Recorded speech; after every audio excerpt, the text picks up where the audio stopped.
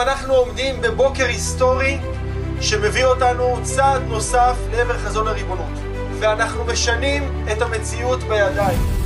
אם פעם דיברנו בבית ועוד בית, היום אנחנו מדברים בשכונה ועוד שכונה.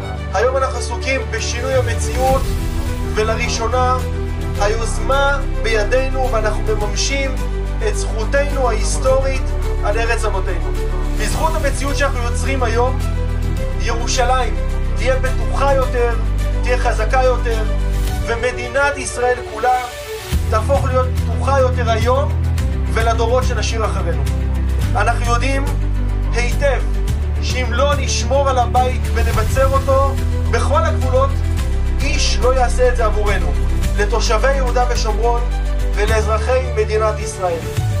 שנים של השקעה, של מאמץ, הולכים ומתעצבים לנגד עינינו.